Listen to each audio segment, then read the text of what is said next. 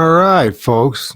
Once again, it's Mike, Old Religion, Dystopia 2, the Fortean Eremite. Anyways, today we got a special guest in my book. It's Dennis W. Carroll. He's a very interesting person. So before we get into talking with him, a couple things.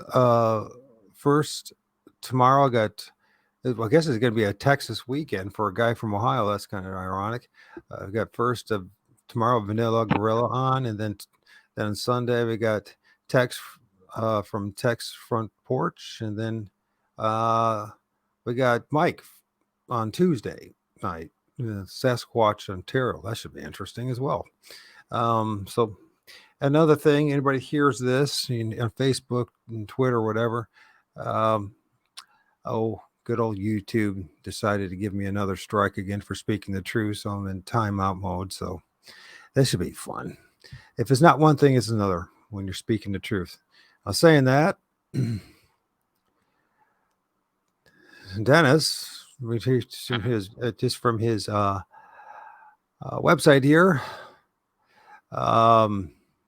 Dennis W. Carroll. Omnia X, I guess, is Exont in Mysterium. And that is a fantastic phrase to use. Paranormal consultant and investigator, UFO / cryptid investigative researcher, folklorist, published author, co-host.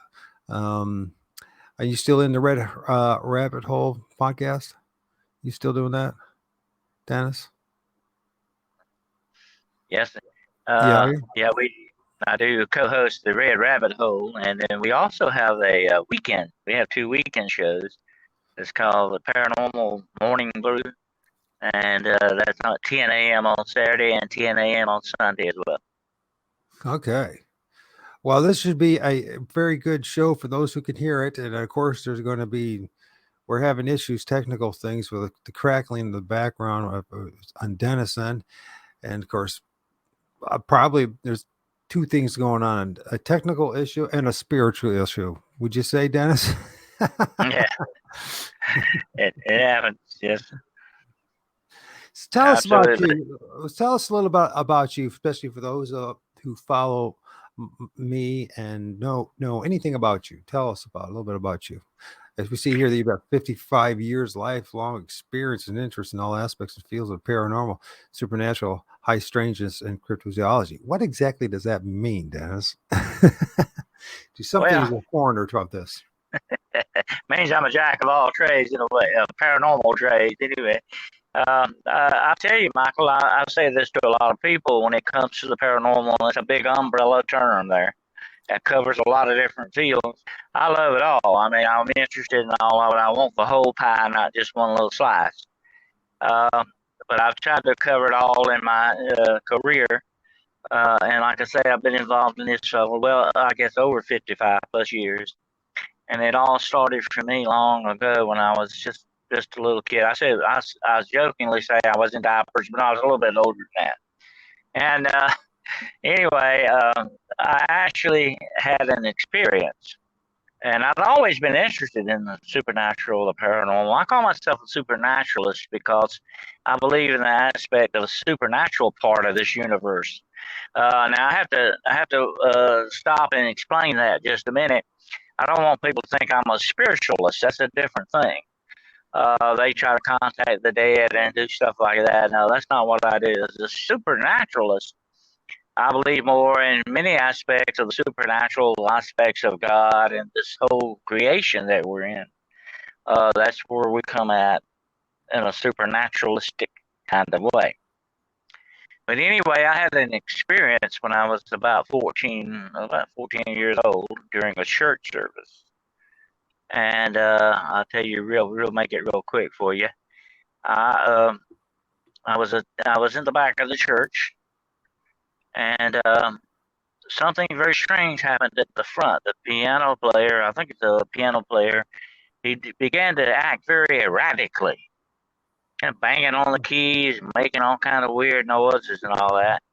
Really? So yeah, the preacher got up and went over there and was talking to him and said, like I said, I could see all this from a distance. I didn't, couldn't hear a lot of what was being said. But evidently the preacher knew what was going on. And he asked everyone in the church to pray. And everybody bow your heads and pray. Well, I didn't. I kind of kept watching because this is, beginning to fascinate me a little bit. And as I watched, I saw three entities come out of this man. And the only way I could describe them, they were soccer-sized balls of dirty light. Three of them, as one after another, came out of this man and went through the wall. And I'm sitting there like my jaw on the floor. What in the world did I just see here? What was going on? Did I actually see that? Sometimes when you see something that's so far out of your sphere of knowledge, it shocks you. You know, yeah. And well, it lit a fire under me to find out exactly what it was I saw. I never did talk to the preacher about it, but I went and started doing research on my own, and I found out that what I probably saw were demonic spirits. And the deeper I got into demonology, the supernatural, the paranormal, it led me down many different avenues over time. But demonology, I found, is that one, and I say this many times, is that one card that we must play on this table. It has to be on the table with us. It's the one card that we cannot ignore. It's like that 500-pound gorilla in the room. You don't ignore it to your own, disfavor if you do. So that's what got me started, to figure out what it was I saw, what I experienced, and what the, heck this was. I found out that demonic, though, can take on many different kinds of forms over time. And the more I got into it, the more interesting it becomes. Because it is a fascinating subject. And here's another thing, Michael, and it's what I say to a lot of people. People tend to ignore the spiritual side of this existence. They're more interested in maybe sports and all that stuff, but the spiritual side gets pushed back on the back burner a lot of times, even if it's on the stove at all. To me, that's not good because that is a part of our existence. It's a part of us. If you have any kind of spiritual beliefs, you realize that, we have that aspect to us. And to ignore a vital part of yourself is not a good or smart idea to do. I agree with you. I think it is a huge part of everything that we're dealing with right now. So you figure out that there's something deeper going on, something spiritual. Started studying into this. Where was the next step? How did you go from there to getting to the point where a higher level of understanding? Outside of, say, reading the Bible and all that, you had to have multiple experiences, and there had to be a reason for these encounters and experiences. You put yourself in that situation. So how were you able, and what did you do to get yourself into these situations? Yeah, when you're young, you do some crazy stuff too. Yeah. And I was young too once upon a time, way long ago. But I have actually done that, put myself in some situations that later on I said, why did I do that? That was a kind of a stupid thing to do, a very dangerous thing to do. But I did go on to understand and try to learn more about the occult, because that is a big connection with the spiritual aspects of our thing. And the occult, basically, like man-made religion, is man's answer or seeking to understand these forces in some ways. But that also led me into one of my greatest loves, which is folklore. Right. And folklore and mountain magic and all this stuff is connected in many aspects. I call it a network. It is a network. It has so many different attributes to it. But to me, and as a Christian, and I became a Christian many, many years ago, As a Christian, it became more of a interest to me as well because it was, I guess, my way of also trying to understand God in many aspects. I know that sounds weird, but it was kind of my way to do it. But I've had No, a that's lot of not very people well. ask me, you got deep into the study on this, and I've always taken it from a scholarly point of view. Okay, and that's what I said not long ago. A lot of people say, well, did you ever want to practice it a little bit? Did you want to get into it and do a little bit of yourself? I said, no, I never really felt that draw to it. To me, I think God kind of put that a hedge around me on because of that. But He kept me from ever trying to delve into it in that respect. So I've always taken it from a scholarly point, just trying to learn and study and understand a lot of these things. And it helped me later on in different aspects of the paranormal field to know these things. But I went to find out exactly what a lot of this dark witchcraft, this dark magic was that is there. It's another thing you can't ignore. People use this stuff and a lot. And I'm going to tell you what, the more I studied, the more I learned, the more it began to blow my mind out. I mean, the ramifications of this in our world is staggering. Uh, I mean, we could stay here from this time till next week talking about this one subject alone. It is so deep and so ingrained into this world. Uh-huh. But I have told people that, in the Bible, Jesus said about Satan, he is a liar, a thief, and a murderer. And I began to wonder about this aspects of this being a liar. Definitely, he speaks a language of lies. A murderer, he will kill you. He will kill any hope you have. He will murder you outright. And again, I know of people right now, Michael, 6 foot under, put there by these forces. So this is nothing you play around with. This is nothing that you can disregard. It is a vital thing that is there that can very badly affect you if you're not careful. We have an enemy, trust me, and he is a very, very deadly enemy in many aspects and a very far reaching one as well. But he is also a thief. What did he steal? Well, like I say, he could steal your life. He could definitely do that. He can steal your soul if you let him. But he stole this world from God. He is the Lord and Master of this world right now. And I run into his minions. I haven't run into him personally, I don't think, but I run into his people. I have seen demons face to face. They are real. They do exist, just as real as you and I are right now, right here. But the one thing that gave me comfort, without a doubt, believing is one thing, seeing is also believing too. And if there are demons, then there certainly is a God, and there certainly are angels. And without a doubt, I know this. I would rather run into angels more often. I've had enough of devils. I'd rather run into angels more often than I could. The funny thing about that is you hardly ever know you do it, but that's another thing. Um, you might want to do a show on angels sometimes. Fascinating, fascinating subject. But Anytime, anyway, anytime.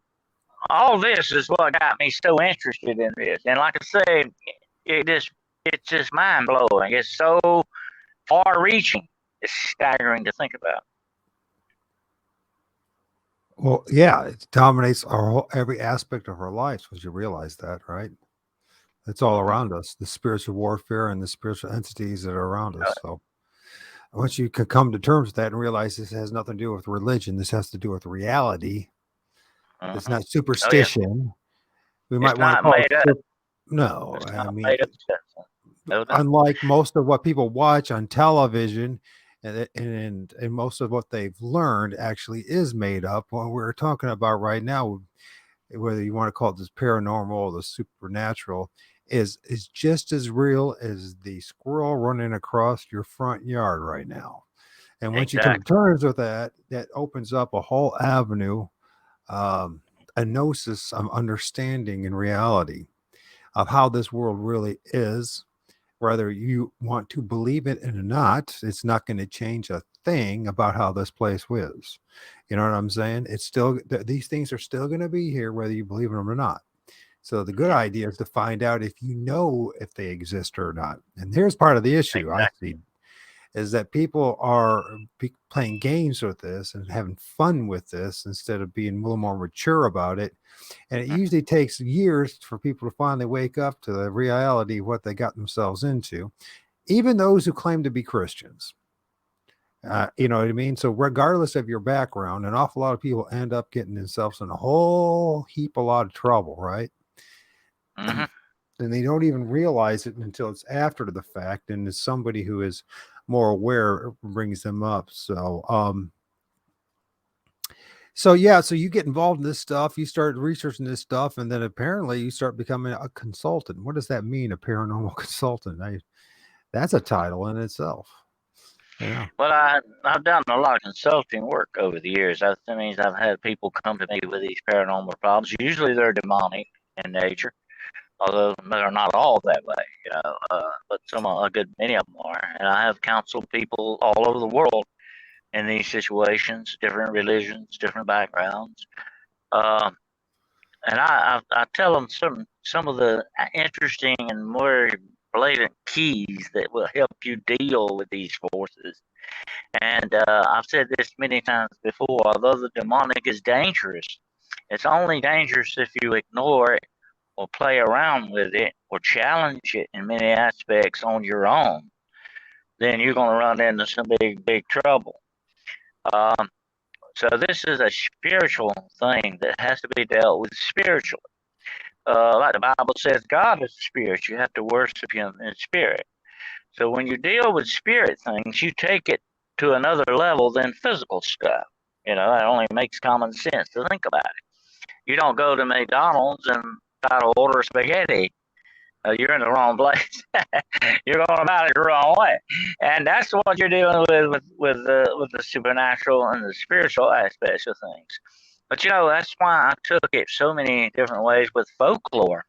One of my favorite quotes is by Herbert Spencer, who said that every myth and legend known to mankind is not without its authentic foundation. People have encountered these things over many years. You find all this stuff, and that's the very first thing, Michael, that attracted me in the paranormal was that every culture, almost worldwide, you hear about witches, ghosts, giants, dragons. The list goes on and on. And why is this all happening in so many different far flung cultures from each other?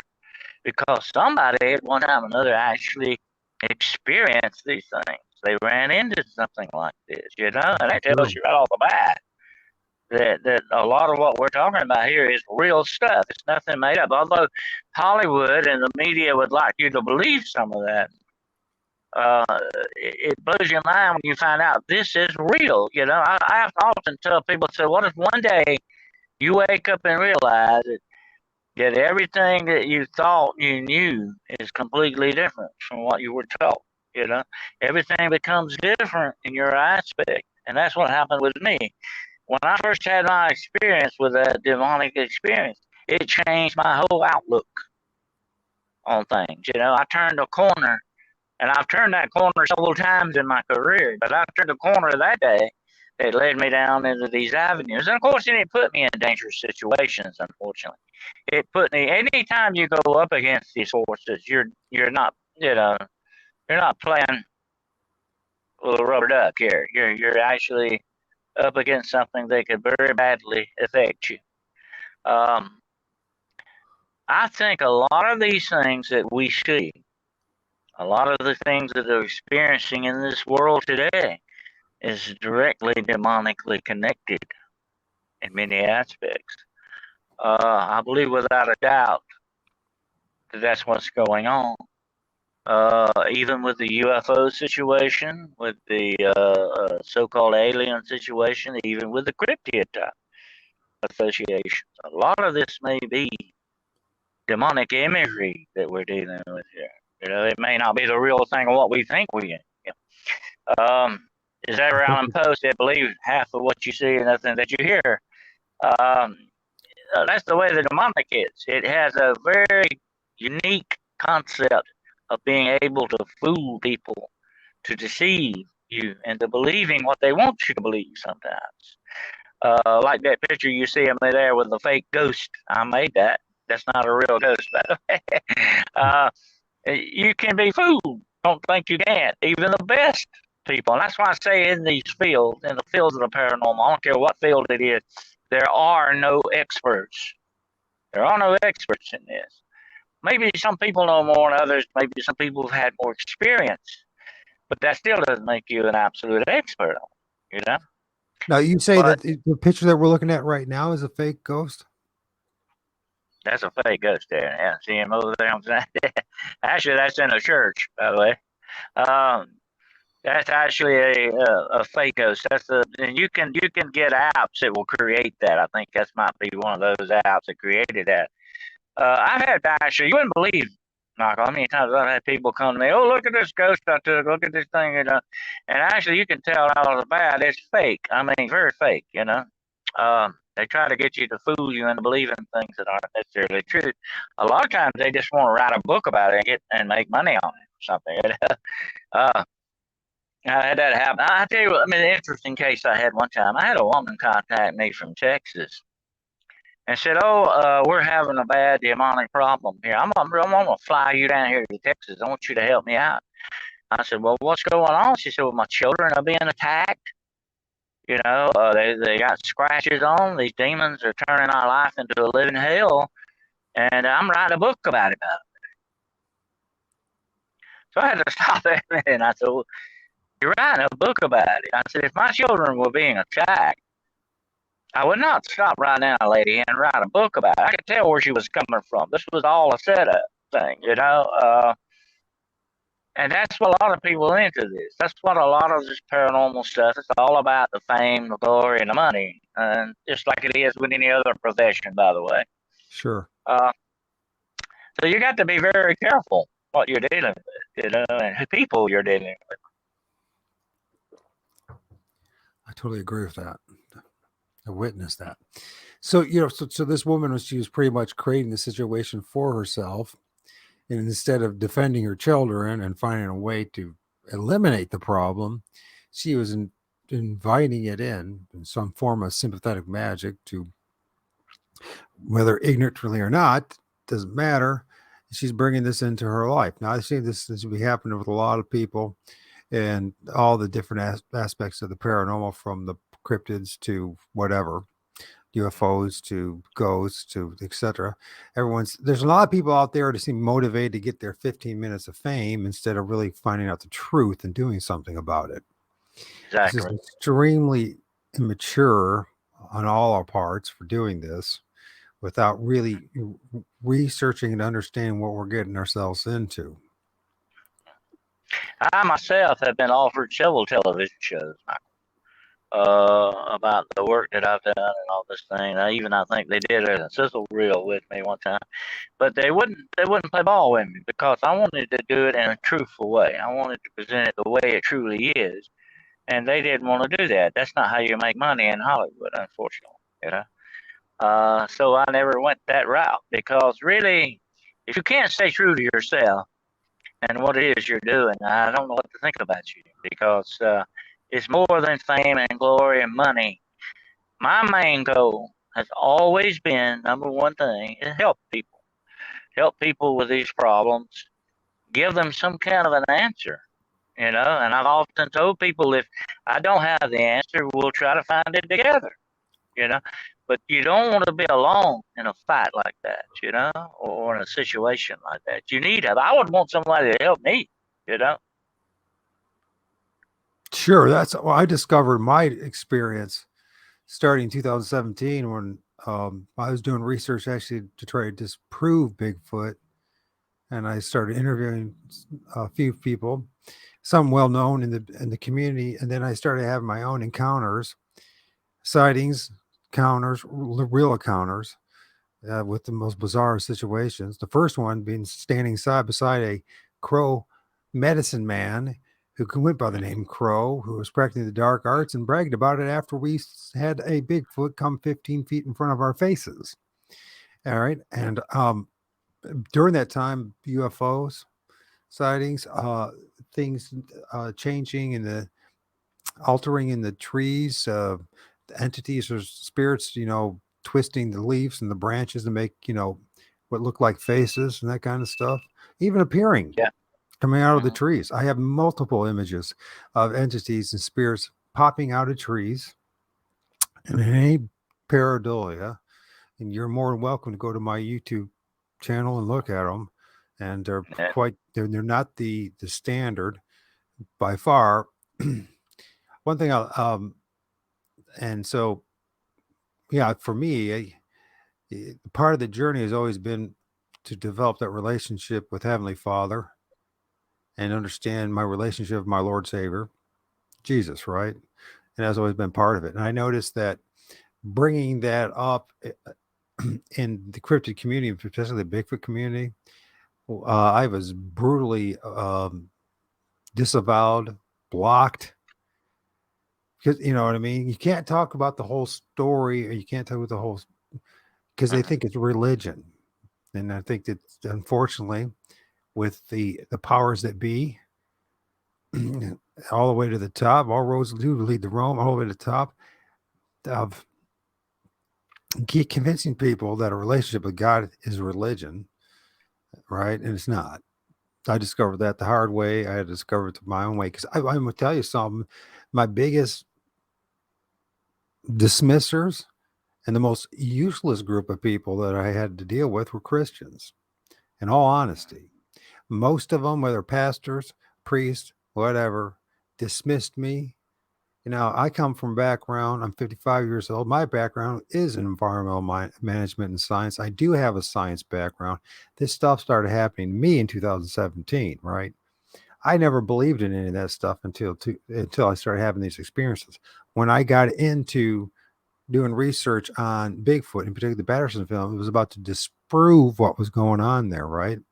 What I discovered, the strong connections that were going on with Hollywood, with the occult, and there was something more going on there that they're not telling us, right? You talk about Oh the yeah. occult, and the occult is something that's quite diverse, right? Cult Oh hidden, it's hidden knowledge, secret knowledge, the mysteries of the mystery schools. So it's eventually all lead to the same thing. When you find out you yourself are the mystery school. But anyways, and what's around you. But yeah, so here we go. You're having these experiences. You're warning people. You're seeing things. yeah. How do Mhm. you go about doing this without um, estranging yourself or have causing a great division between you and everyone else? Because I guess we're just gonna get personal here a little bit. From my experience, me trying to share the truth, and I wasn't trying to convert anybody to become a Christian. I'm just saying this is my experience. By the way, there are multiple people who have similar experiences when they called upon the name of Jesus. That the spiritual tormenting stopped. That the things left you alone. Right? Mhm. When you call upon the name and the blood of Jesus. You called on Heavenly Father, name the blood of Jesus, and you were serious about it. You didn't do it half-assed, but you actually did it. The reading of the Bible out loud drives them away as well. I just noticed. Um, that doesn't mean they're not around. They just no longer have any. Uh, you allow the authority of Christ to be over you and over them. Does that make sense? So my observation is, although I am protected, there's like a bubble around me, but I film stuff in my neighbor's yard all the time, right? In their trees and everything, right? And I see things, but that doesn't mean they own me. And I try to do my best not to have, because one of the things I noticed, Dennis, when it comes to this kind of research, it ends up being a form of possession. Have you ever noticed that? Where people can't stop going out into the woods, the fields, going to when's the next haunted house I need to go to? Let's go to some, and they can't stop. They can't stop thinking about it. They lose all balance in their lives. Do you understand what I'm saying when it says it becomes a Yeah. form of psychological possession at the very minimum? Well, here's the thing about it, Michael. The demonic is very good at using uh, mental illness and stuff like that, getting behind it, hiding behind it, utilizing it. I've often said the demonic, they are nothing but opportunists. Give them any kind of an opportunity, they'll definitely take it. And that is why a lot of ministers nowadays don't want to talk or think about exorcisms of any kind because you really don't know what you're dealing with. Is it drug use? Is it mental illness? Is it some kind of physical, psychological thing going on? What's the deal? You'd have to try to figure out every bit of that, and I can understand. I can understand why they're hesitant, to get involved in that but once upon a time, Jesus in the Bible commanded us, you will be able to cast out devils in my name, you know. Uh-huh. But a lot of people in the Christian church these days, they want to ignore that part. I've gone, unfortunately, some of the most judgmental people in the world are Christians, unfortunately. I hate to say that, but it's true. Condemning and judgmental.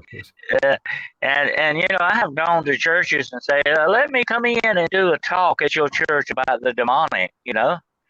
We need to know about this. We need to know our enemy. No, we don't want to touch that. We don't. Oh no, we don't want anything to do with demons. How very foolish, because that is your enemy. And it's like that old saying: you keep your friends close, and your enemies closer. You need to know what he's up to. You need to understand what's going on in the world around you. The demonic influence, Michael, runs through every aspect of our world and our civilization. It's in our religion, it's in our politics, our military, our corporations, it's in Our our sports, televisions, our our media, education. the government, everything. It's there.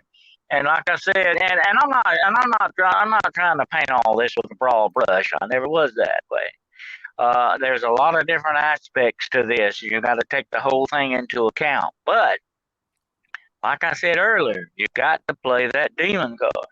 You can't ignore it because that aspect is on there, it's laying there on the table in front of you. And it can very badly affect you in many of these different areas because it's already in there. The demonic influence in this world is much greater now than it has ever been before. I think Billy Graham wrote long years ago, and it's been a while back. He wrote some very good books on this, by the way.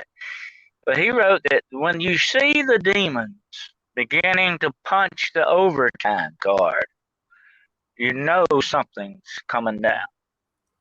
And I see that happening in the world today. They're punching that overtime card. They're working overtime because they know their time is running out. But I've said this, and I've made this statement before, and I know this is going to sound wild, but I believe it 100%. There are things walking around out there, Michael. They look human, but are not. They may look human, but they're not. They're demonic. And they're in every aspect of our society, of our lives. Would you have ever thought that part of the school curriculum would be drag queens? Would you have ever thought you would see a dance routine where they're worshiping the devil at the Grammy Awards and CBS says, oh, we'll worship with them? Did you ever think you would see something like that? They're getting to the point where they're not even bothering to hide this stuff anymore. Be honest with you, Dennis, I've been watching that for 30 years on Grammy. So it's been going on since the early 70s. But most people are too blind to see it's hidden in plain sight. And most people don't understand the symbology or the rituals until you study it, right? But once you recognize, I was hearing the same, in the 80s, I'm 55, so in the 80s, it was either you're going to be a bodybuilder or a musician, right? MTV, right? Yep. Everyone had to be in a band, right? And so, yeah, I seen a lot of those idols, and when you're young, they're just being artistic and just showing their rebelliousness and their freedom of expression. But it was soon you would start seeing stuff like, hail Satan all the time and all this, right? And then you think it's just because they're just anti-Christian and they just are, mocking the church. And some levels it is, but the truth of the matter is the more you study, the more you realize you ain't going anywhere in this world to the top unless you sell your soul to somebody.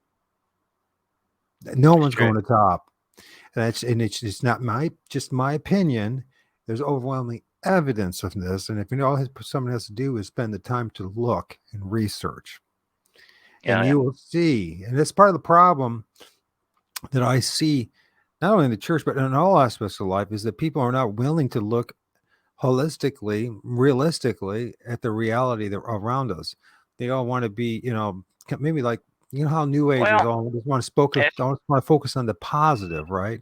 Well, unfortunately, it's a dualistic system we live in, whether we like it or not. There's night and dark and light. There's night and day, darkness and light, evil and good. And you will not even be able to recognize the good if you don't recognize the evil. mhm. How are you going to do Well, it? yeah. I'm gonna tell you what. A lot of people here. It's being human, and I'm not making that as an excuse. Though being human is not an excuse for a lot of this stuff, but it is human in one respect. There's something bothers you so badly, shapes your little boat or makes it a little bit rough on you. There, you push it aside. You say, "I don't want to believe that." You would not believe how many people will tell me, "Oh, you into that paranormal stuff? I don't believe in that stuff." Let me tell you what happened to me one time.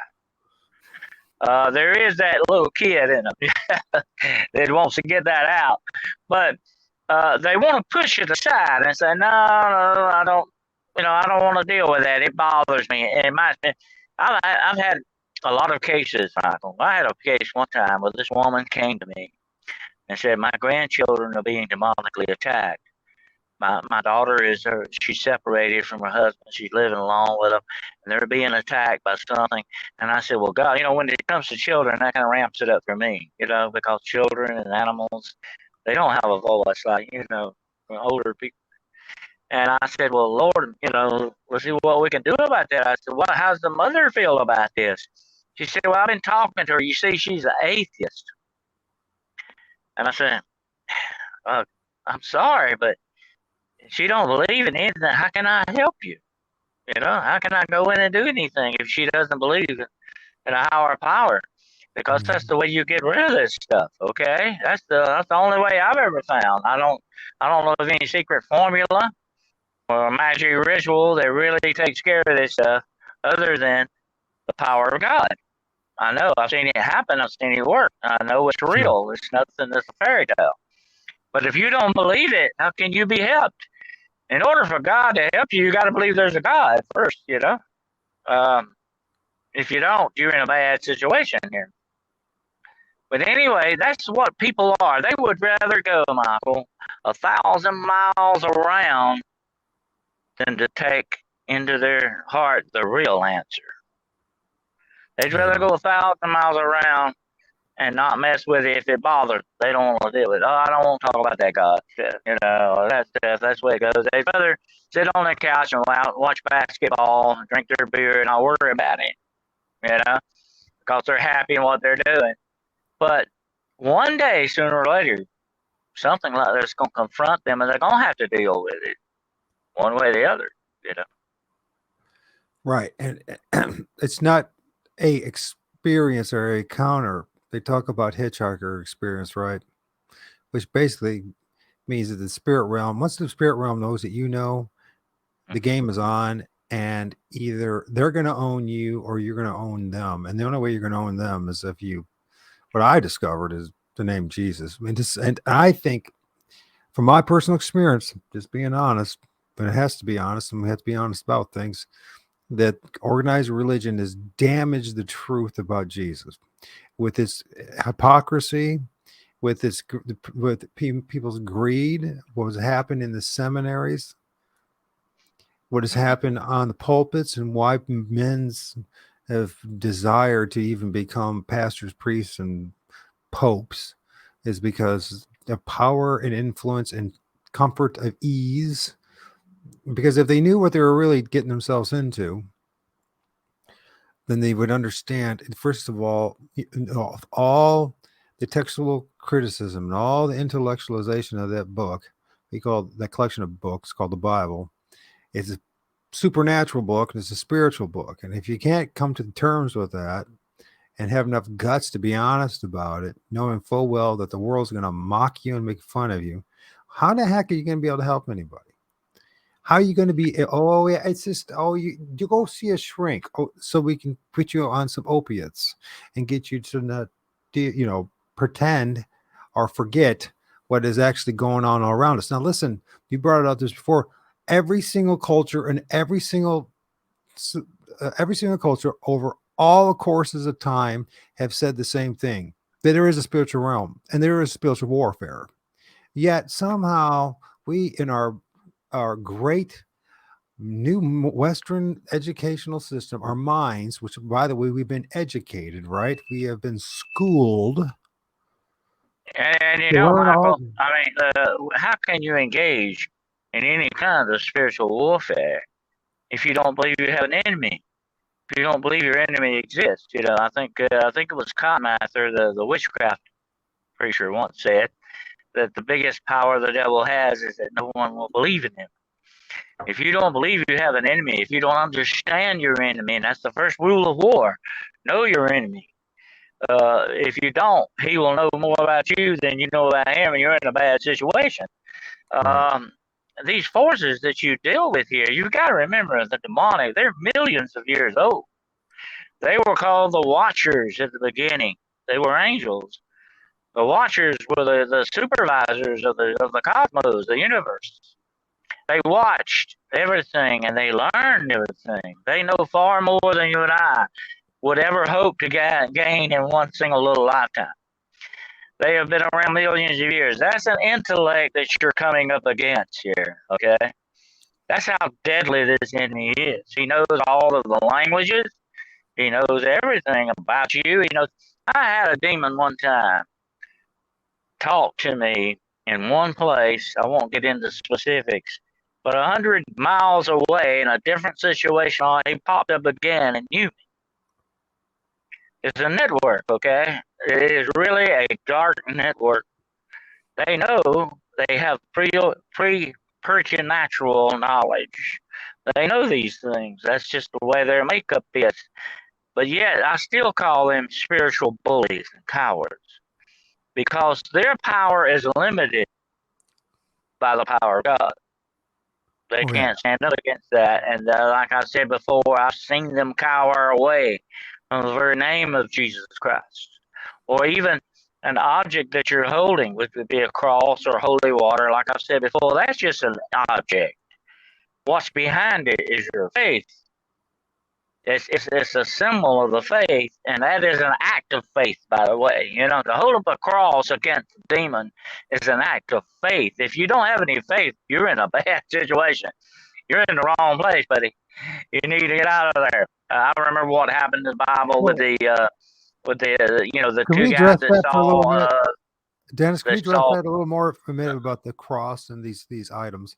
Because okay, if you need to use these to remind you of what the power really is, then Exactly, if you think exactly. that the cross itself has power, you're wrong. It's a Hmm. symbol of what actually does have the power, and that's okay. So we have seen this. We've seen this in movies. We've seen this in which they idolize the cross, the symbol, whatever. Even the They Bible hate that. itself. Well, no, It's a but I'm symbol saying to them. no, no, no. The thing is, what I'm trying to say is, Dennis, is that it's a symbol of God. The whole idea is to turn to God, not to the cross, a thing you're holding on your hand, because if it's the power of intent and what you're focusing on. If you're focusing on, because I've seen this, people who just focus on the cross and think that's going to save you, because there's people that use the same dang thing. They don't believe in Jesus, Dennis. They don't believe in God, and they still use a cross. That's what I'm trying to get at, right? So if They you hate it don't, because it's what you got your faith. It's a symbol of your faith, and that faith is what activates that. That's what activates you. That symbol in your mind gives you that connection. I think in your spiritual well, I think as you connection. get to the point that you realize that you don't even need the cross, you need God, the symbol, right? The thing, okay, if it helps you to get to that point, but it's all it is to get to that point, right? That there is our Heavenly Father is a creator, and that Lord Jesus, He did, our Lord Savior did something for us, right? And there's power in His name and His blood. So Yeah. once again, it's the power in the name and the blood of Jesus, not the cross. That's what I'm trying to get at, Dennis. Well, I'm just exactly. I agree with you. You can't put your faith in the cross because, like I said, that's an object. It's what it symbolizes. That's what activates your faith. That's what it stands for in your mind, and it does to them too. I remember in the Bible, I go back to Jesus many times because he was the first demonologist. Okay. Yeah, Um, that's a good way the of very saying it. shadow that Jesus walked in the room of this demon act, and the very shadow that he cast fell across the floor, and the demons got away from the shadow. Okay, he couldn't stand that. And at first they spoke to him and said, "What do we have to do with you, son of David?" They knew him. They knew who he was. They knew he had power over them. They. Here's the thing about it. The very interesting thing about the demonic, they recognize authority. They recognize authority. Now, it's like I was going to say in the Bible. There's a story about Peter and Paul going around casting demons out. And these two guys watching him say, "Well, we can do that. We can do that." So they go in and they try to cast the demons out, and the demons beat them up and throw them out the door. And the demon says, "Paul, we know, Peter, we know, but who are you?"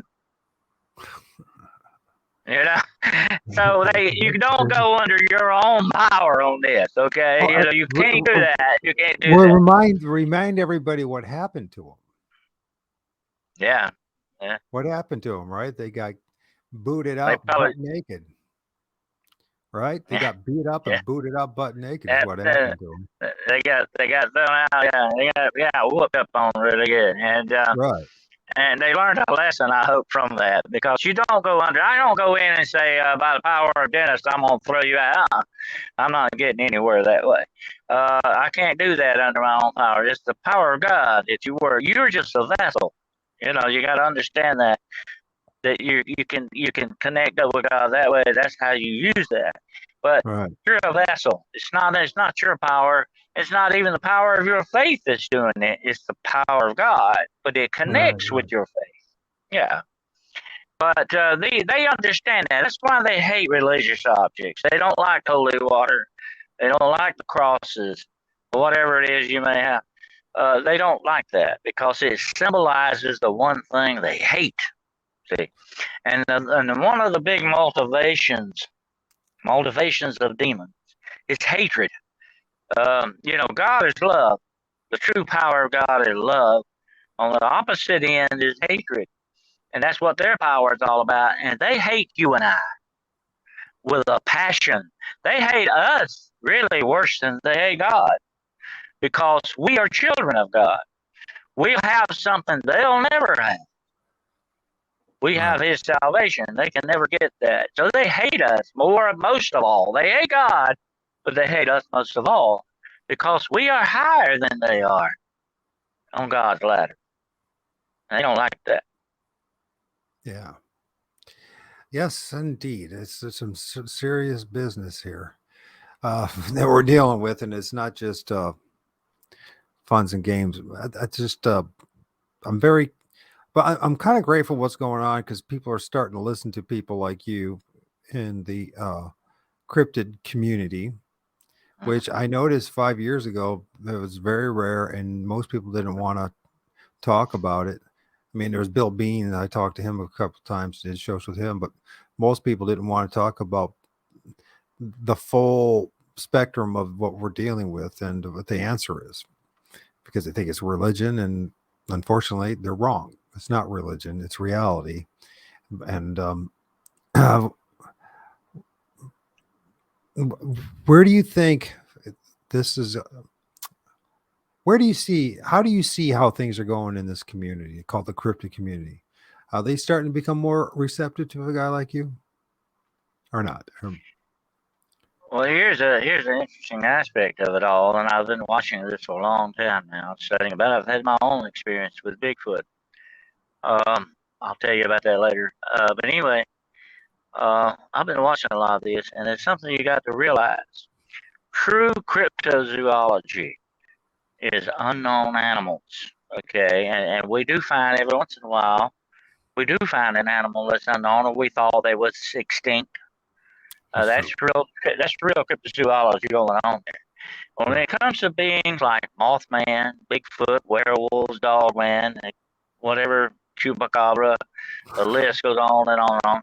You're basically talking in some aspects of monsters here, okay? Let's face it. When I was a kid, you call that a monster, okay? But unfortunately, some people tend to put human aspects on these things. Bigfoot's really a nice guy and he's looking out for stuff. And they do that with the aliens too. Oh, the aliens are our brothers. They're going to come to Earth and save all of us, And I don't see them doing that, by the way. I see them kind of like bad guys, okay? They're very demonic in their aspects. But I'm not going to say all cryptids are demonic. I believe that cryptids can be used as an image of the demonic in many aspects. That's where you see a lot of these things Michael described as having the red eyes. Never forget, it's very true that the eyes are the windows of the soul, okay? If you see me walking around with red glowing eyes, what do you think about me, okay? That guy's got something in him I don't want to deal with. Right. He's got red eyes. So we've always said that. We said that on the show a lot. If you're dealing with something with red eyes, you're definitely dealing with something demonic here. Okay, there's no doubt about that. But the demonic can also do the white eye thing too sometimes. And the black eyes, yeah, the black eyes too. But there may be some real Bigfoot's out. I'm not saying that. I'm not saying Bigfoot and all, man. All that is demonic. I'm not saying it's all demonic, but I'm just saying we got to realize that these are images that the demonic can use because they want to generate fear and negativity. That's what they feed off of. Well, the great way to determine if they're demonic or not is to first ask them, are they demonic or not? And what do they think about the name Jesus? That's a great way to do. I'm serious, and people just hear what I'm saying. They hear, ask them, are you a demon? And the second thing, in the name of Jesus, what do you think about Jesus? What is it? Let's talk about Jesus. And if they don't want to talk about Jesus or hear it, you know what? If they're demonic, they're going to run away. They can't handle it. So that's a great way of leveraging your position in things, right? Spiritually and rationally and logically, when you figure this out, that if you bring up the name Jesus and they're still sticking around, there's probably a good chance they're not demonic. Well, the Bible says specifically to test the spirits. Yeah. What kind of a spirit you're dealing with. When I used to do a lot of spiritual research and build a lot of haunted houses, I didn't go in there trying to communicate with Uncle Joe, find out what next week's lottery number is going to be, okay? That was not my goal. My goal was to go in there and poke whatever's in there to see what it was I was dealing with, then understand what to do with it. There's two kinds of researchers that will go in, oh, we had a fun time, we all got scared, I heard a voice, I got touched, and we all had fun and went home, and we're going to talk about it now for the rest of that week on Facebook. That's not what it's all about, okay? You go in, you offer viable help and solutions to some of these people. Do you want something like that in your house? I had some. Well, he dropped. The audio was going bad anyways, but he dropped. So hopefully he comes back in. Dennis W. Dennis, where are you? Dennis W. Carroll, where are you? So seems to have dropped.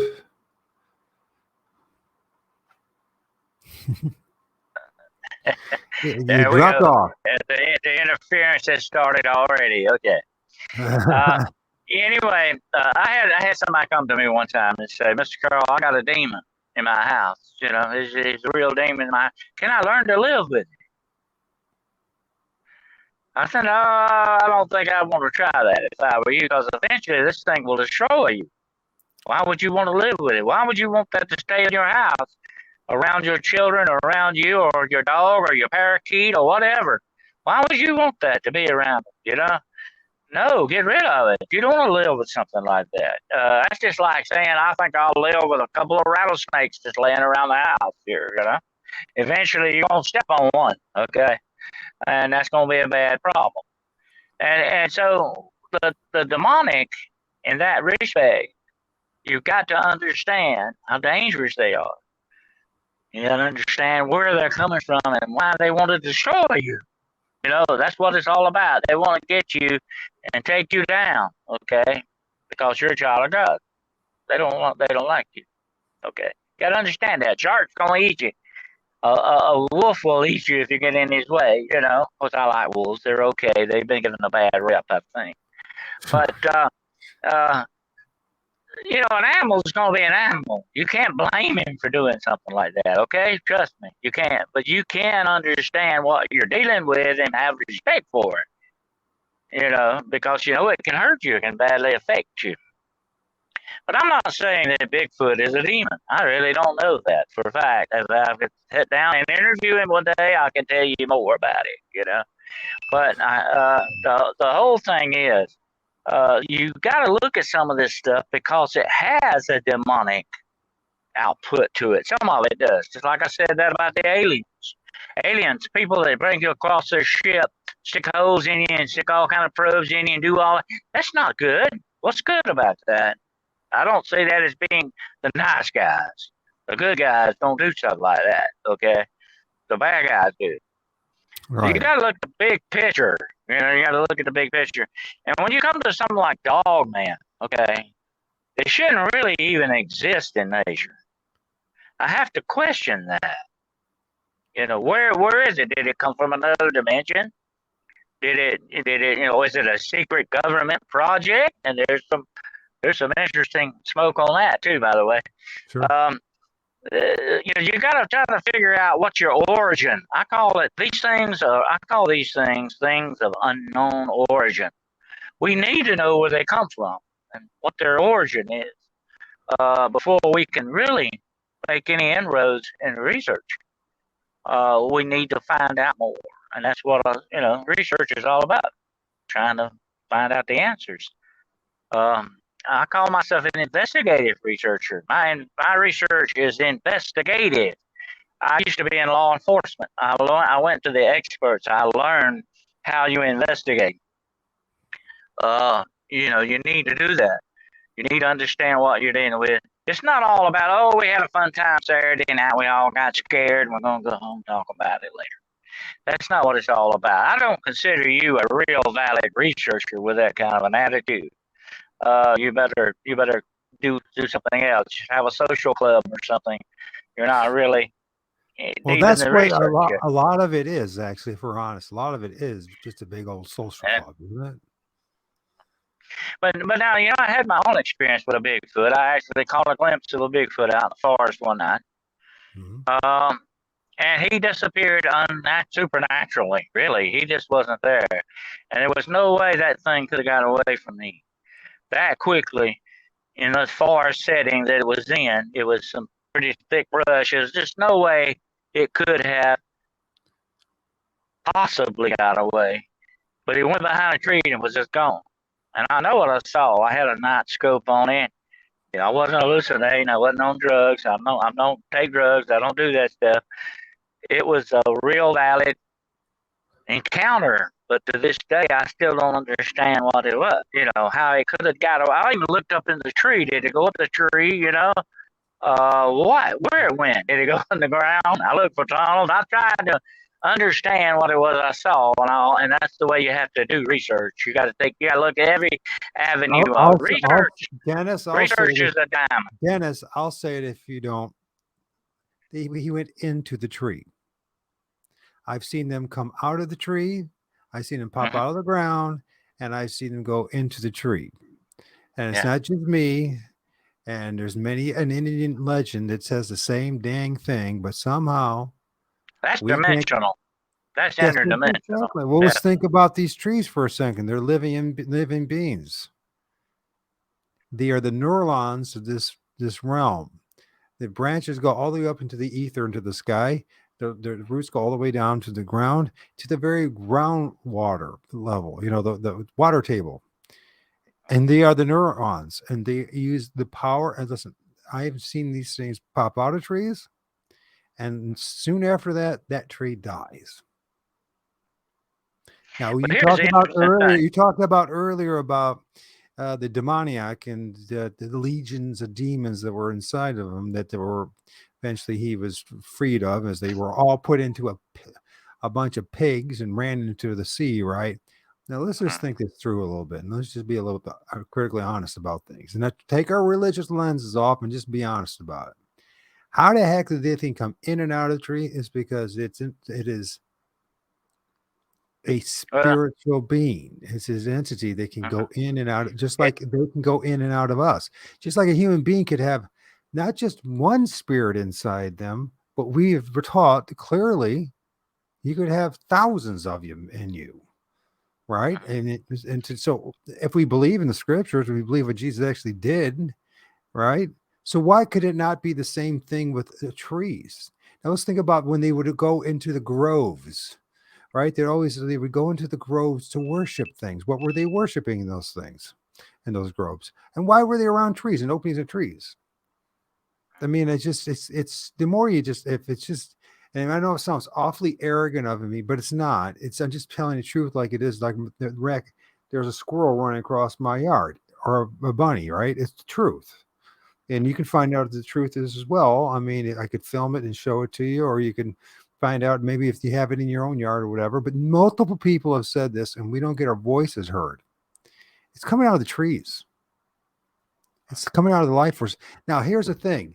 What drives people nuts is now sometimes they manifest solidly in the flesh, right? They come, but let's think about Abraham. Remember Abraham and the three angels, the three angelic beings that ended up having lunch with them? Who decided, well, two of them to go to Sodom and Gomorrah and hang out with Lot, and then what happened afterwards? I mean, certainly the scriptures are allegorical in nature, and there's more to the story than meets the eye in all scriptures, right? From my research and my heavy study of the scriptures, very much allegorical, idioms and symbolic. But it's the same token, they're telling you something, a deeper message, if you're willing to stomach it, right? If you're willing to believe it. I know it's not going to make you popular. It's not going. You're not going to win any brownie points in the Christian community or the Bigfoot community or any other community. But and all I ask is you just hear what I just said, because I'm not the only one saying this. The possibility that they come in and out of the trees. Listen, I've heard these things run right through people. There'll be someone behind it. They see the Bigfoot, or it's on the side, and it's like, oh my gosh! And and the path so narrow that they can't. The Bigfoot, and them, if the Bigfoot ran by it, he would have to knock the person over and fly 20 feet in the air. What? Nope, he ran right through the person. You know what I mean? So there's no right to talk this way. I know it is. It has to be talked. We have to talk this way, or we can't get to the next level. Because a lot of people are dealing with things that are. Now, listen, I'm not questioning like the Patterson film. I'm good friends with M.K. Davis. He's been on my show. We did a 2-dozen-part series back in 2017, and we're starting a new one, I'm hoping, because we just started last week. Or is it this week? I guess it was this week. It was Tuesday. And so, but anybody's been doing this for a while. We've heard all these stories. You put all the data together. You have your own experiences, and you have to say they're coming out of the damn trees. I'm sorry if it doesn't work with our. Listen, I come from a scientific background. It's in ecology. I used to design nature trails and bogs and wildflower meadows and all sorts of things. So listen, it's not easy for me to say what I'm saying, but that's what's been going on. How else can it be that it's something that's freaking 8-10 feet tall, 900 pounds, it's worth this 4.5 feet wide shoulders, just disappear? Well, you're talking about something that's exhibiting spiritual properties here. Okay, it's not following the physical. It's more of a spiritual thing. And like I said earlier, I believe that when spiritual beings move through time and space, they're utilizing stuff that you and I can't do. Of course, we can't do that unless we open a portal. But that's another story. Anyway, but when they transmute from one reality to another, and I've seen this happen, okay, with my own eyes. I'm sure you have. 55 and, years you had to have seen it. that is why um, uh, these things can take on different images and appearances. They're twisting reality from what you and I know. Okay, Mm-hmm. they can do that. They have that attribute. That's another spiritual attribute we're talking about. Uh, I don't know about you, but my spirit can't twist reality. I wish it could. It'd be neat, but I can't do that. But we're talking about beings that are not human. Really, they're not human like you and I. They're not flesh and blood either. They're not Right, strictly right. flesh and blood They're either. spiritual, and if they're not Right. flesh and blood, they have to be spiritual. I mean, you got to look at it. You got to look at the big picture. I agree with you on that. And what I saw that night, just go around and I saw an arm. He hugged around the tree and he was just gone. I mean, and there was no way it could have got gone that quickly If it because was strictly I was not, cloaking, and we keep I on wasn't things saying, 100 yards away. I was just a few feet away here. Okay. I believe you. Uh, I had the same experience. So listen, so here's the other thing. Okay, if it was cloaking, what they like to keep on saying, it's cloaking. You still have to deal with the fact that it's 900 pounds and it has to walk through that leaves and those branches, and there's no way in heck you're not going to, no matter how padded that foot is, you're not going to not notice something moving or whatever. You know what I'm saying? So if and, the cloaking. and and here's another thing. Okay. Right in my eyesight, there's this 6 foot sapling just moving. There's no wind that night. It was dark as everything. Nobody really knows how dark it is. You get out in the woods away from all light sources. You couldn't see your hand in front of your face hardly. I wouldn't have seen this without a night vision scope, probably. My eyes are not that good. Anyway, that sapling is moving. I know something went by it, you know. I mean, it wasn't a fog drifting over there. It wasn't. Right. It was solid. It was solid in one way. Here's the weird thing about it. It was solid, and yet it must have not have been solid. That's Uh, right. yeah, it's kind of hard to explain, but that's a spirit, and that's the very same way the demonic or any kind of a spiritual thing. You know, there is a human spirit. I believe I have seen human spirits, but I believe I've seen the residual of those human spirits. I've Right. never interacted with one. Most of the time, you interact with demonic spirits. That's what's going on. That's a long story for another show. But anyway, um, the whole thing is what you're dealing with, what you're describing, what I'm describing, what's a lot of other people describe. Sounds very much like the attributes of a spiritual based being. What else could it be? Absolutely. I think this is a great place to stop at this recording. I hope we do a series as well, at least, and build upon this. This is a great place to stop. Exclamation point. Once again, we're dealing with something spiritual and it has to be seriously addressed instead of skirting to the side and sharing scary stories and what pretend it's not going on when it is going on. It's just is And just here's not. something else. Here's something else, Michael. I want to mention this when I'm thinking about it. I'm getting to an age where I got to talk when I think about it. I forget it. Anyway, um, Okay. I'm right 55. after this incident, I had some strange government activity going on. I had drones. I had uh, uh, black helicopters. There were black SUVs. I began to be followed. The very same thing happened when I had my UFO sighting. I had a very dramatic UFO sighting, and that's another corner I turned to my paranormal experience. Well, Anyway, I just, uh, why? Here's the question I come away. Why are they so interested? You know? well, obviously, well, one thing that's clear to me is that the very top of the pyramid of this godforsaken place, they're interacting with these things and getting some kind of power and authority in the dark sense, right? They're not following God, I don't believe for a moment.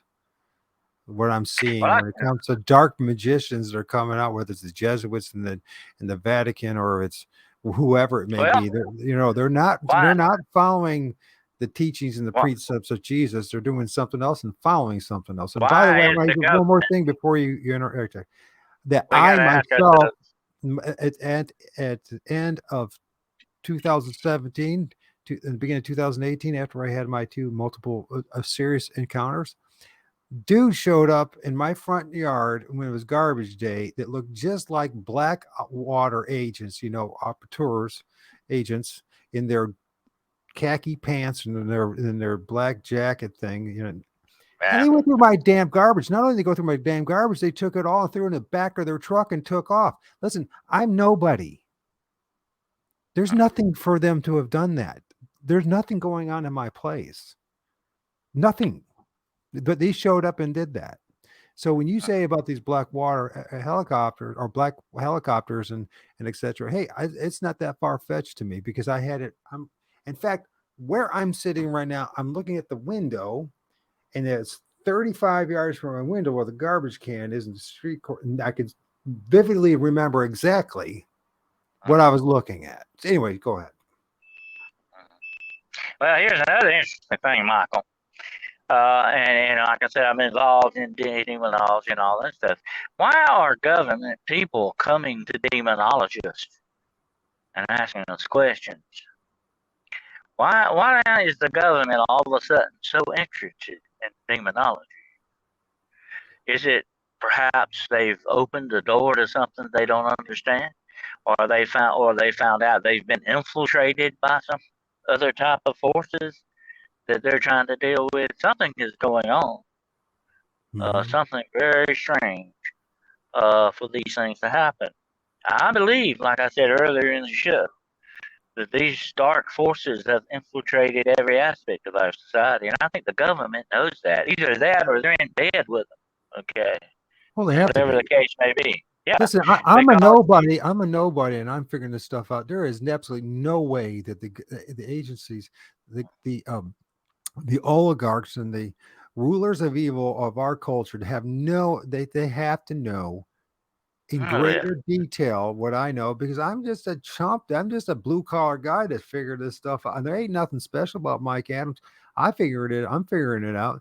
These guys got IQs of 150 and above. I mean, don't tell me they don't have a clue what's going on. Here's another thing, Michael. It's like my grandmother used to say: "You give the devil an inch, and he'll take the ruler." That's right. I believe they've made a deal with the devil. Okay, in whatever form or fashion it may be, and I believe they realize that they're going to come out on the bad end of that deal. And I think that's what's going on with a lot of it. I'm afraid that's what's going on. So Dennis, I have to use the restroom, so as usual, because the prostate 55. So either we can take a 3-minute break. I can play a video and we can continue, or we end it now. What do you want to do? That's fine. You want to continue or end it? Because I'm having a good time, but if you I have to take a break. I have to take a 5-minute break. Is that okay? Okay. That's so fine. Okay, so we're going to continue. So I'm going to play a video. This is just a video of some of the images that I filmed in the past. Is that okay? You can watch it. And the music's halfway decent, I think. Okay. You're going to try. Go all the way. Otherwise, don't even start. If you're going to try, go all the way. This could mean losing girlfriends, wives, relatives, jobs, and maybe your mind.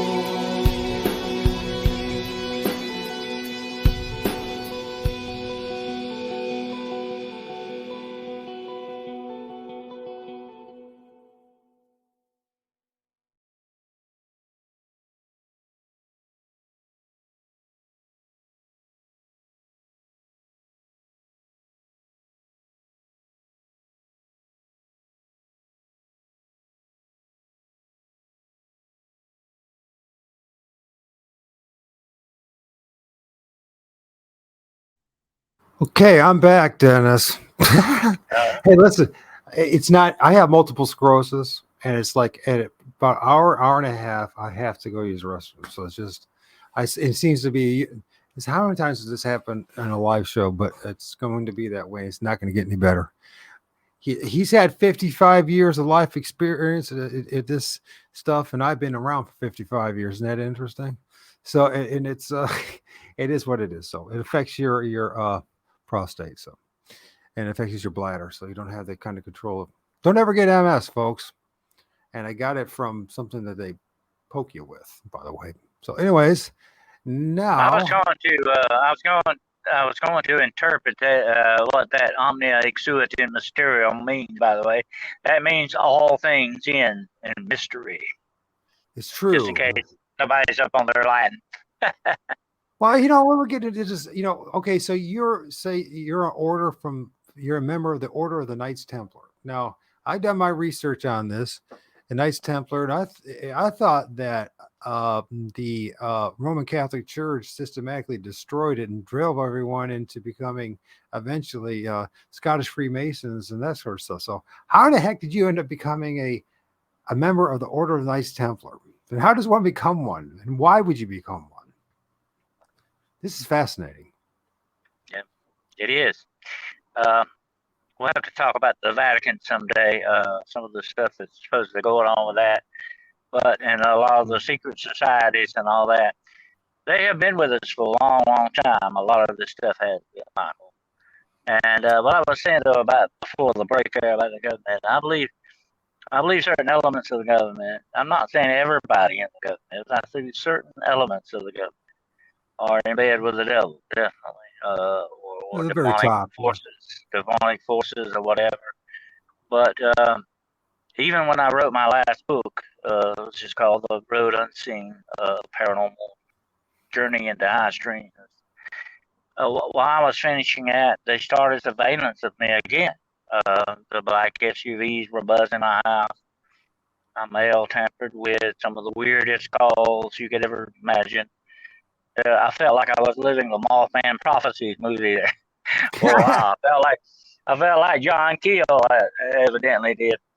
And by the way, if you ever get into some of John Keel's stuff, he was a fascinating guy. He was the original Indiana Jones, by the way. That guy was into a lot of stuff, not just Mothman.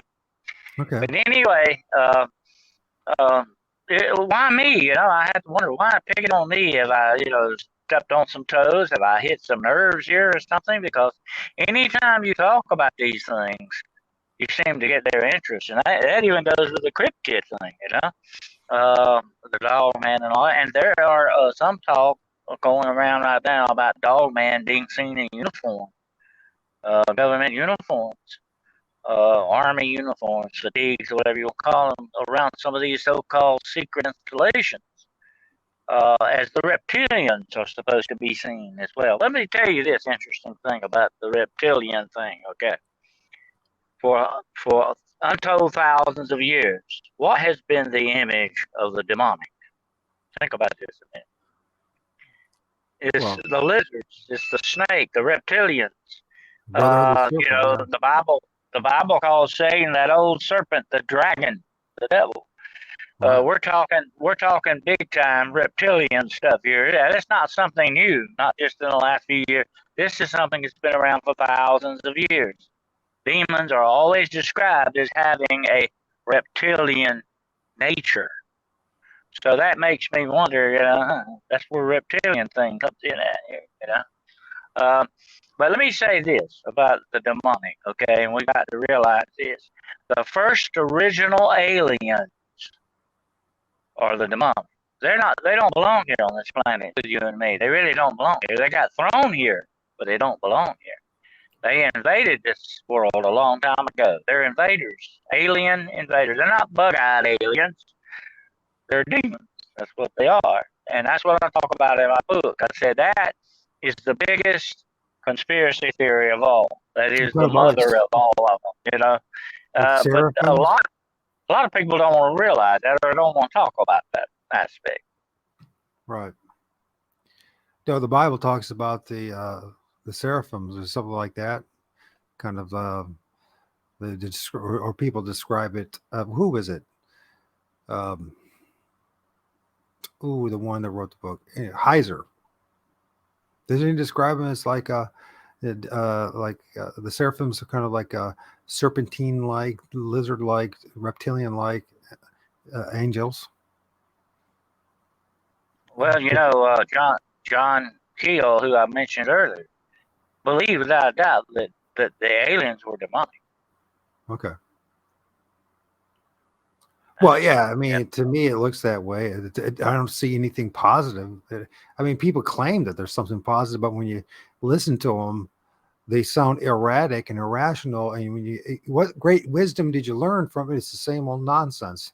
We're destroying the earth, and we're here to save Earth, and that's about it. And there's no explanation of how to go about saving the earth. There's no there's no great detail. You know what I'm saying?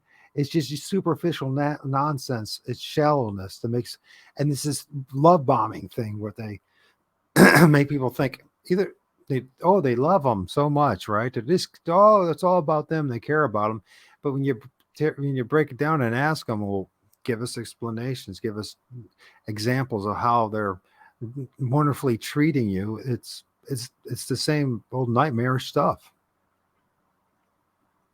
you know. To me,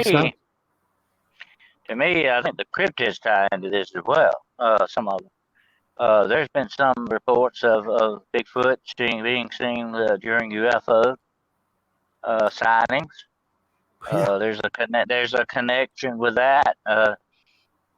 It's like I said, a lot of times there's a pattern here. You know, and whenever you're in research, or whenever you're investigating something, you look for the patterns. The patterns tell you things. They lead you to the clues that you need to find. Don't ignore the patterns. And when you connect the dots, a lot of dots are getting connected here in the right ways with a lot of this stuff, you know? You have to wonder what the heck is the real story behind it all. And to me, it seems many times that all the avenues of the paranormal in this respect lead to the demonic in many aspects.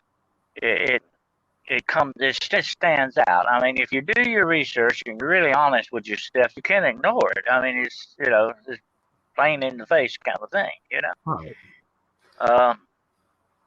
You're dealing with forces that are of darkness that are outside our realm of the physical, and yet they can intrude in the physical whenever they want to. They can become part of that physical whenever they want to.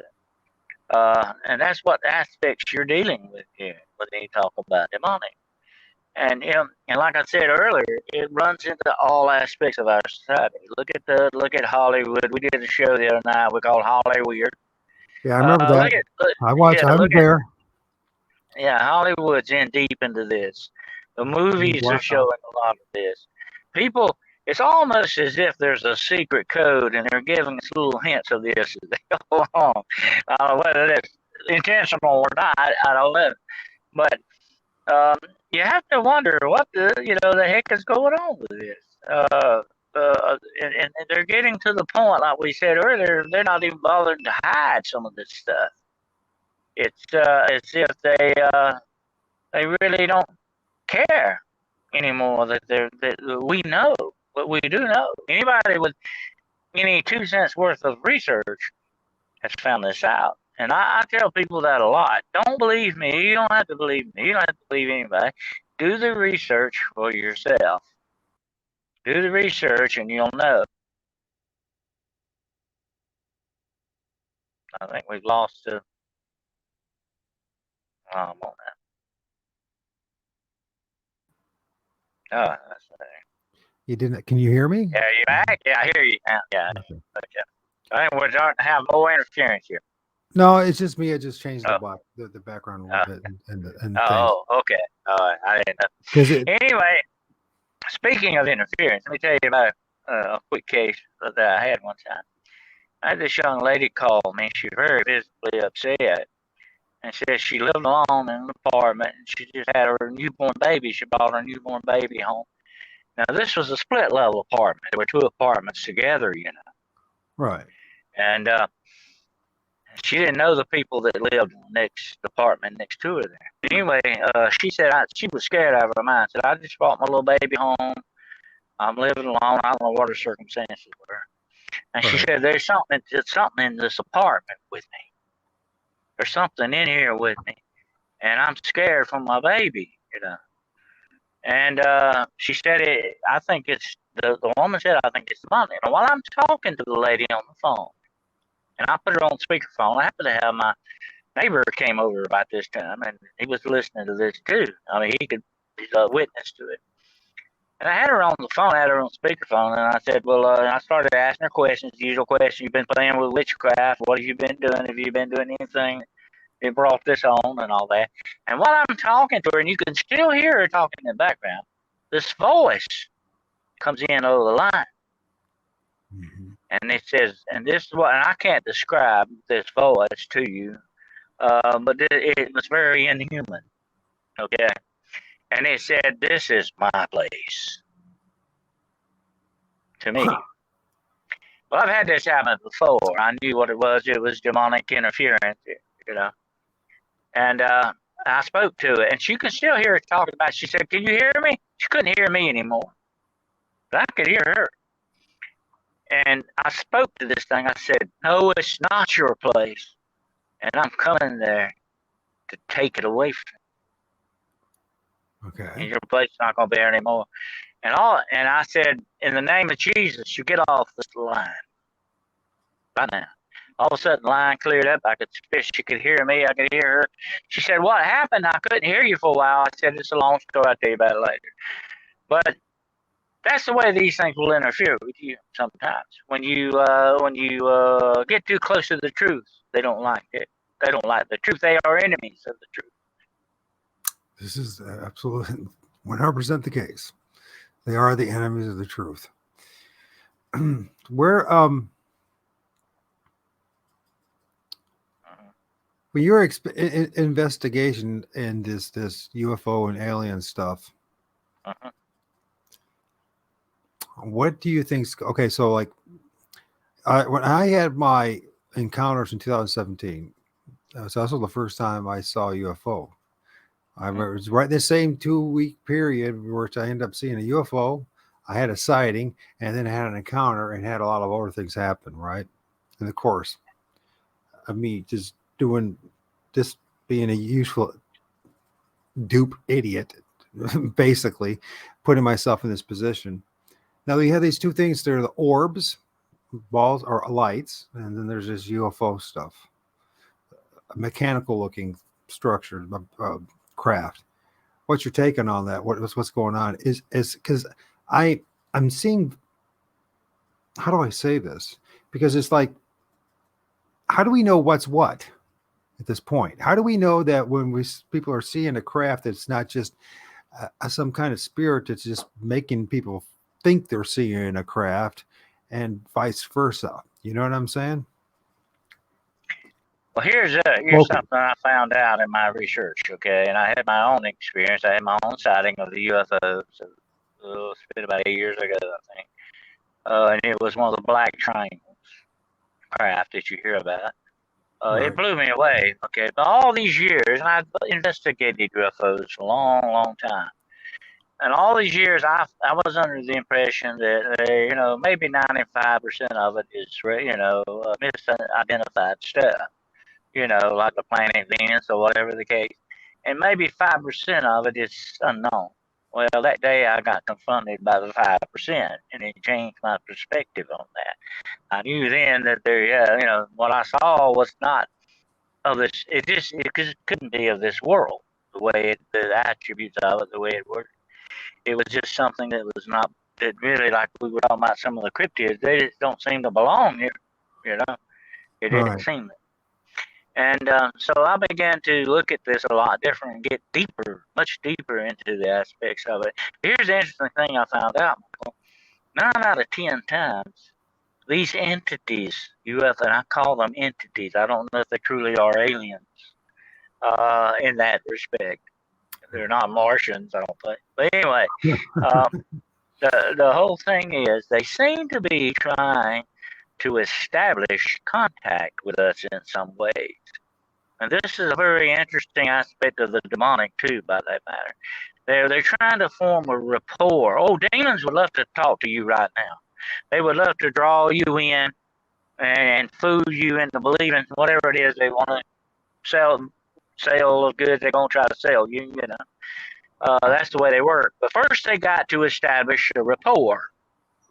Okay, you and I, we have a rapport going on here right now. We're communicating. Two-way thing here, okay? That's what Hopefully they want. developing a And it relationship. seems like a lot of these UFOs are trying to do the same thing. They're harassing some people. I mean, I'm beginning to find an interesting aspect of it. It's not just seeing a flying saucer. They're trying to interact with people. They're harassing people.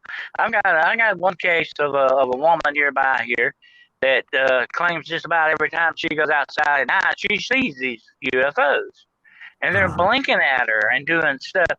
Why? Why is that? You know, that did. Here's my point.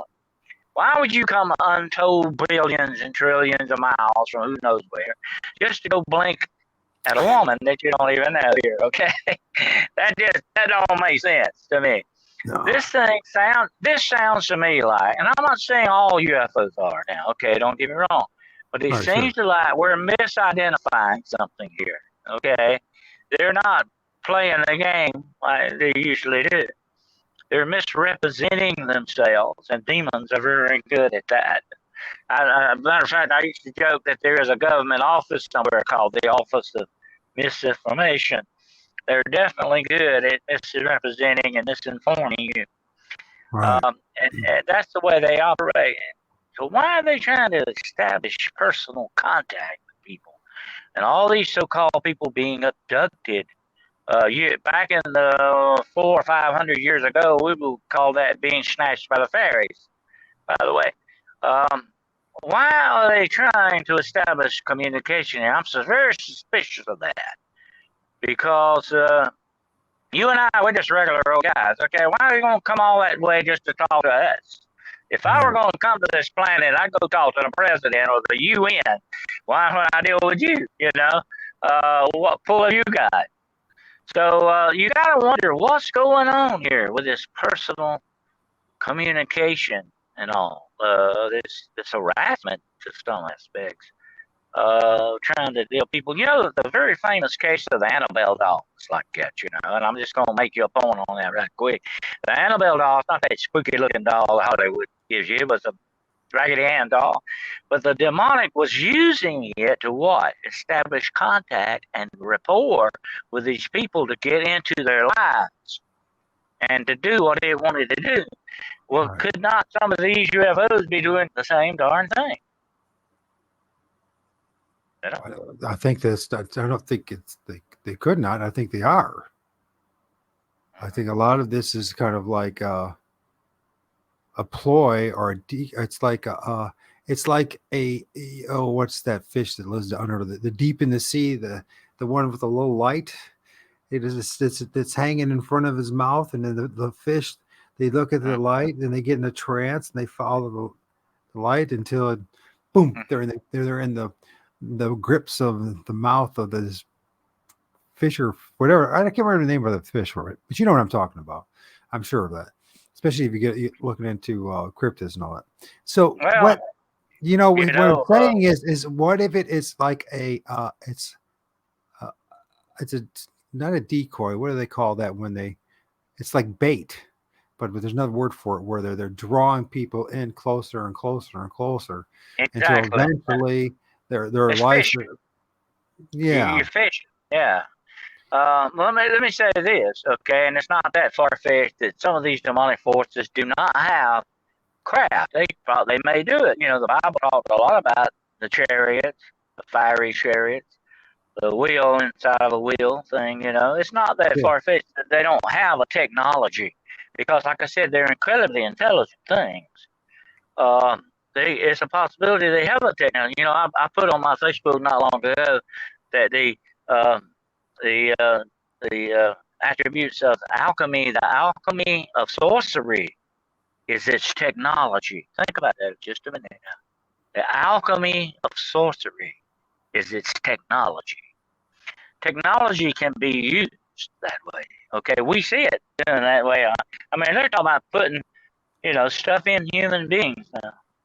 They're talking about implants. They're talking about, hey, they've got a pill. I don't know if you know this or not. They've got a pill that you can swallow that will turn you into an ultimatum. You become a big antenna like, and you can work devices with your body and thoughts. Think about that. It's I know But here's I something you know got to 11 people who are magnetic. Here's something very important you got to remember. Okay, I don't mean to interrupt you, but let me say this: the demonic is very good at trying to take away your humanity. This is true. It's true. If you're the less human you are, the less soul you have. And the more and when demons possess someone, they take you down lower than an animal. Right. I've seen people crawl on the floor like snakes and moo like cows and grunt like pigs. I've been in a few exorcisms. I'm not an exorcist myself, but I've attended a few. And I've seen these things with my own eyes. That's the way they debase human beings. See, like I said earlier, we're higher up on the rung of the ladder. They don't like that. They want to get us down below it. They want to stomp us in the ground and step on us and spit on us on the way out the door. Uh-huh. And they will try to debase us any way possible, especially by taking our humanity away from us. What makes us human, And what you're looking at here is a technology, I call it a dark science, a technology that is now becoming, they've taken our technology and using it against us as a weapon. Technology is a wonderful thing. If the hard of hearing could hear again, and the blind can see again, and the paralyzed can walk again, there's nothing wrong with that. There's everything good about that, but they don't use these things in the right way. Technology is part of a sorcery. Okay, that's the way it goes. This is the truth. And it seems like every time that they do develop something that's beneficial for mankind, they have to weaponize it. Oh yeah, and that goes with cryptids. That goes with a lot of stuff going down the line. If these things are true, or some kind of, I call them, some of them may be walkovers from other dimensions, and I believe that God, that our Creator is not just God over one universe. He may be God over 1,000 universes for all we know. He's that big. He's much bigger than that. But these things may be walked through, some of them. But if they can be utilized by the government or nefarious forces, they're going to do that. They weaponize everything. If they can weaponize the FBI, the IRS, they can certainly weaponize Bigfoot if they wanted to. Well, yeah. Well, they weaponize us, so why can't they do that?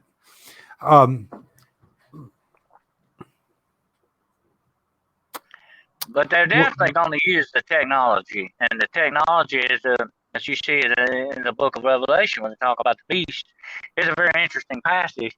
And he shall cause them to worship the image of the beast. Sure. Now that sounds like technology, does it not? Yeah. Or what about the fact too? There's another way of looking at it too, Dennis, is that this image of the beast, many of us have been forced to be doing, not even realizing it for centuries. I'm not talking about Jesus himself, but I'm talking about if you look at state, if you look at monarchies, if you look at propaganda, if you look at the television that tells you what to see and what to believe in, the public fool system, and how we're all herded around like a bunch of fishes being schooled, right? When we look at the images that have been used since the printing press, yeah, there have been good things, but there's also been a whole bunch of garbage. There's a Jesuitical principle called learning against learning that was coined about 130 years ago now, right? And there's the whole idea of throwing everything in the kitchen sink at somebody, in which basically there's so much information, and 90% of or more is absolutely useless. Can't apply it in your life. You can have arguments about it. You can debate all day long, right? But it goes nowhere. It's very useful in dividing us. What if the image of the beast it's been in many different forms, and they're just ramping it up to the point where they've totally have mastered it, so that there is no escape outside of if you really embrace the whole dang thing, right? As far as the turning yourself into a cyborg and allow them to put whatever they want into your body, and you just do whatever they say. You lose your soul. It's almost like it's a form of possession, and it's also like it's an avenue to the final goal, which is to have what we call the demonic realm, or the darkness, to have total control over us, the children of the light. Is there a possibility? Is that what you're getting at, basically, in a nutshell? Because I hear all the time, but the more and more I study history, I'm seeing over and over again, it's just a ramping up of or a new level of to get to that point of full spectrum dominance over everything in our lives. But that's what their intent was going on 500 years ago, 1,000 years ago, 2,000 years ago, 5,000 years ago. It's always been that way, right? The oligarchs, the world, there seems to be a reason. Okay, that God allows these things to happen, certainly. And a big part of the reason why we're here is to learn about what evil is and what darkness is. And I'm just looking at this and say, while we're waiting for something in the future to happen, maybe it's already happened and we're too blind to see it. Is there a possibility? Did it make any sense? What I'm saying? I appreciate. I try and get used to Arcadians too, because you're very thoughtful, and I appreciate that. You're waiting before you answer, so I get used to this cadence. So most people just jump on you before you even finish the sentence. I appreciate that. You're listening.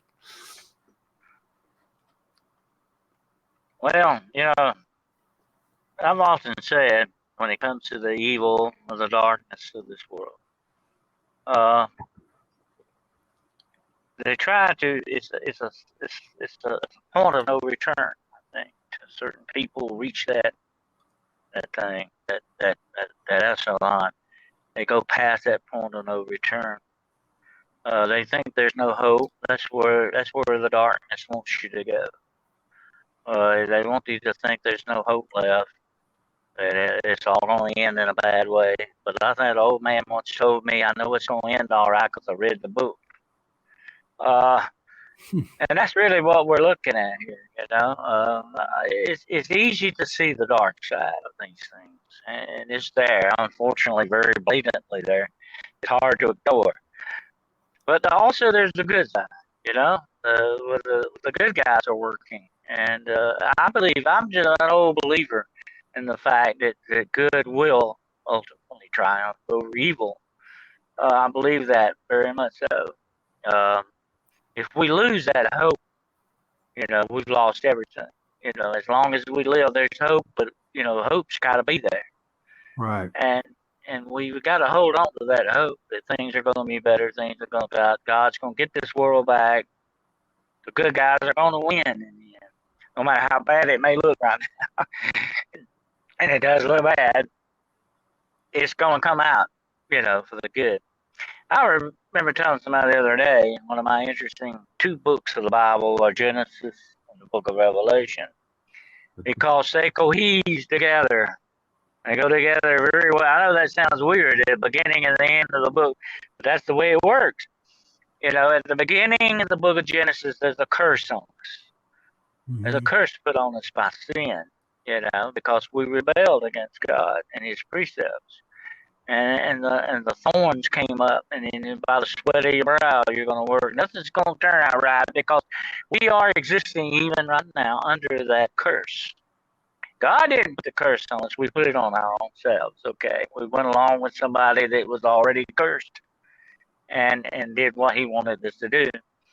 But I like the end of the book of Revelation, when it said, I saw a new heaven and a new earth. For the old earth and old heaven were passed away, and all things were made new again. Think about that. That's a wonderful statement. What a great way to end. To go out, to have it end. All things will be made new again. That's something to look forward to. I agree. Do you, what about the possibility of cataclysmic events where there's like a resetting, if you will, things that happen over and over again until eventually the big one, the grand finale, if you will, right? Do you see that going on?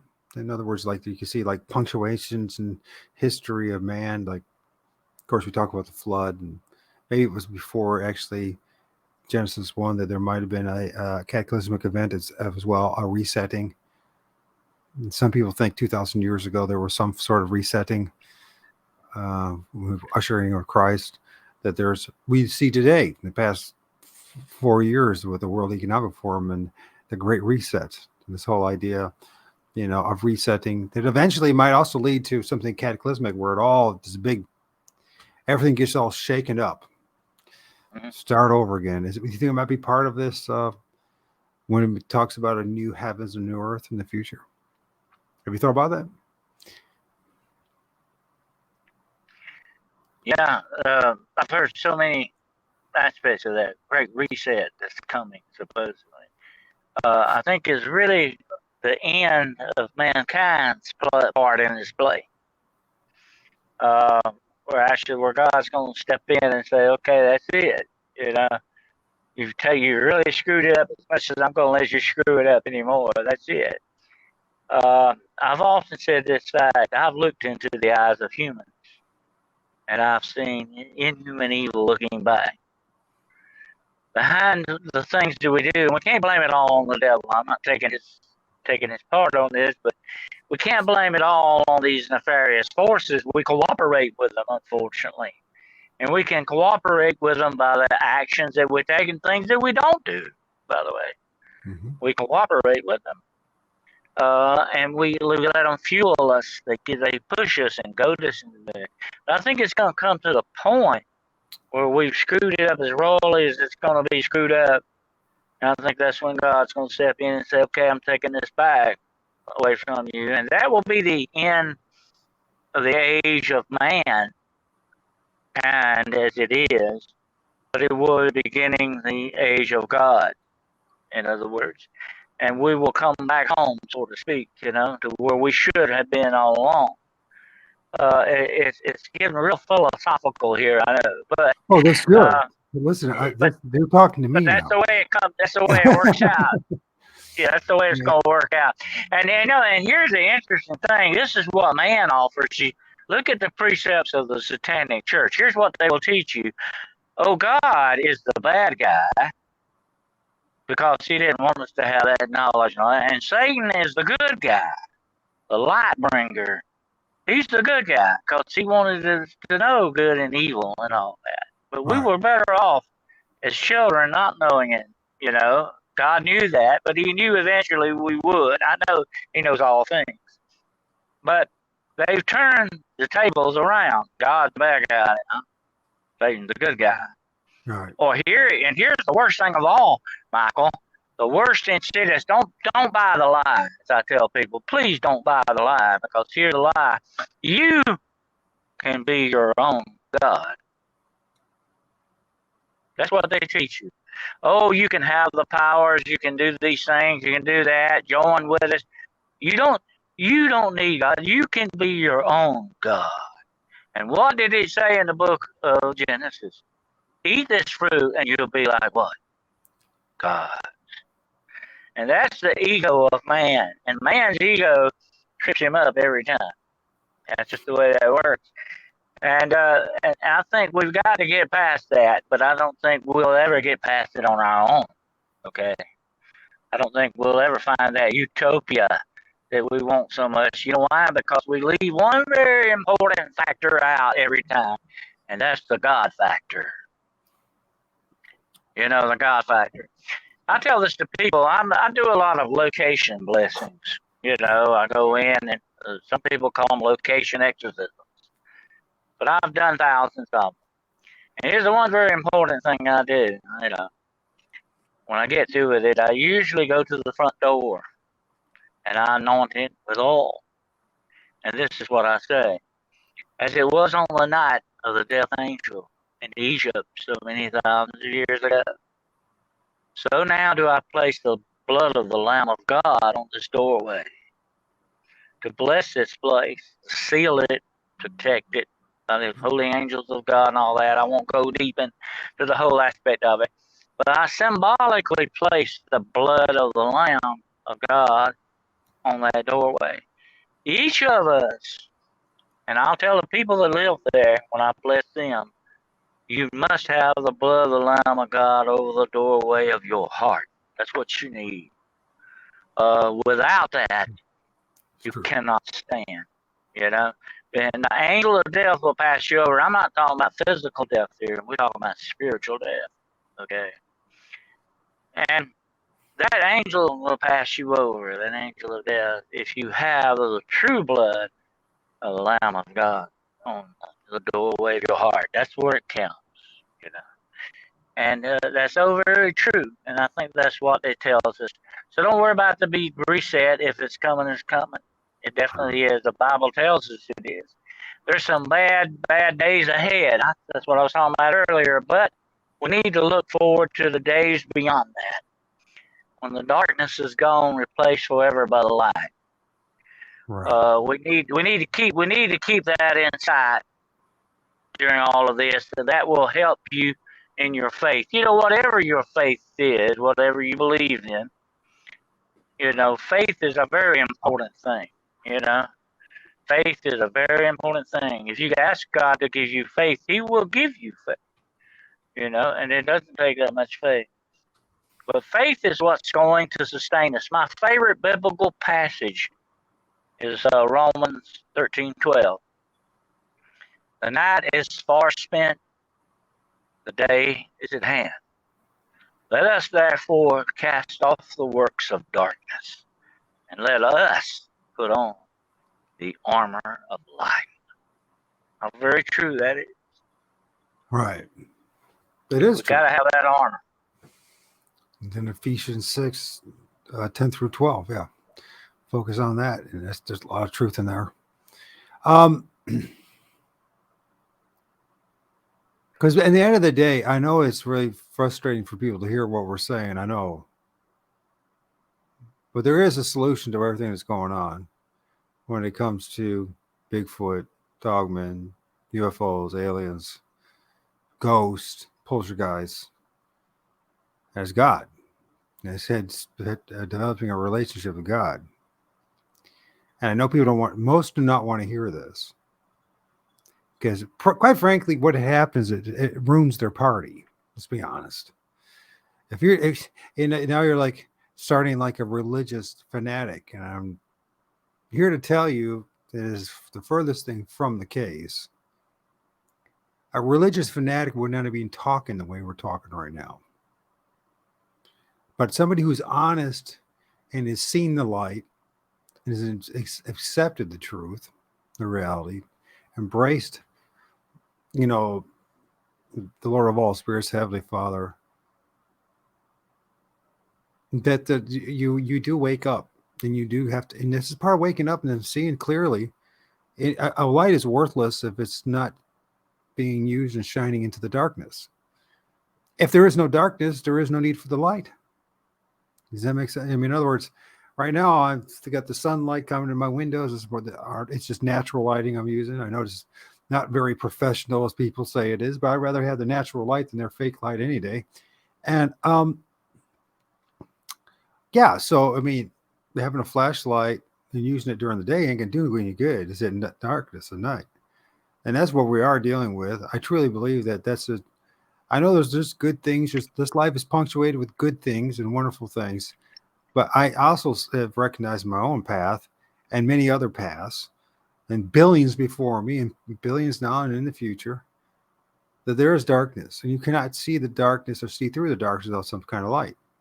I think this is where having faith in Heavenly Father and believing in what Jesus said and did, it does make just that bit of a difference. But people then hear this and they think, oh, well, you're just trying to convert me to be a Christian. You're just wanting me to go to your church or your cult. And I'm like, no, actually, I really don't mind any of that for you. I just want you to know what the answer is. You figure it out for yourself, because honestly, the only thing that's going to matter at the end of the day is personal relationship with God. You can memorize, and I know many a man and woman who has intensely studied those 66 books of the Bible and extras. And you know what happened to him? They didn't get closer to God. It drove him away from God. You brought up the heart. You know, we have the brain and the heart. They work together. And if you only focus on the one and not the other, you're going to be in this. We're talking about balance again and understanding and seeing clearly, right? It's spiritual and intellectual. You have to use both. You have to use your mind and your heart, or else you cannot see clearly. You just can't do it. So I see lots of guys that are very intellectually brilliant. They can barf out and regurgitate a whole bunch of stuff that they've learned. Most of it's worthless, by the way. And then those are the other side that use nothing but this love, love, love, love, love, love, which should, yeah, that's wonderful until you realize how fake that love, love, love, love is. Superficial it is a better way of saying it. And if you don't have that balance, you know, it's going to not do any much good. It really is. In the end, you're going to just become easy prey. Easy prey from other human beings who want to take advantage of you, and more importantly, the spiritual realm, right? The balance. And I'm sorry to be preaching, but I know what I'm saying is the truth. It's not just my opinion, and it's a well-established fact by many, many people before me, right now and in the future, right? If you're not, the true balance is between the heart and the brain. How do you see that?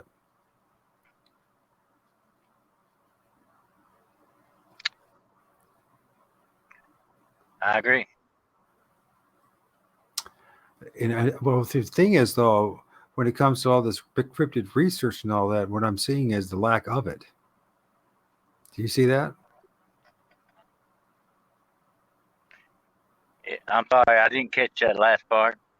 So I'm witnessing all this cryptid research, all these people focusing on Bigfoot, this, that, and the other. And there is not the proper balance of when you're dealing with it. And how do you see it yourself? Well, you can. I got several books out. You can find the links to them on my website, which is Dennis Carroll, wcarroll.com. I think you were showing that, I think, earlier. You can also catch my podcast. It's on every Friday night at 10 o'clock p.m. It's called In the Red Rabbit Hole. And then my podcast on Friday and Saturday and Sunday mornings at 10 a.m. That's the Paranormal Morning Brew, where we just sit around, drink coffee, and who knows what subjects we get into. So we usually come up with something. So, and if anybody has any questions or anything, contact me. There's a way they can contact me through the website, nswgirl.com. There's a contact thing on there. Okay. So I guess you didn't want to answer the question, or you didn't understand the question. I'm sorry, what? You're breaking up a little bit here. Is that what's going on? Okay. Well, anyways, this sounds like a good place to stop. And I'm glad we did the halfway mark with the closing theme. So when it does become available to be downloaded on YouTube, I'll put it in 2 parts. So this will be the end of part 2 of 2-hour discussion with Dennis Carroll. Check out his stuff. All his information is in the information box provided. And good luck, Dennis. Okay, thank you. Thank you for your time. I appreciate it very much. You sharing the things. And with that, we'll have a good day, everybody. Let's see.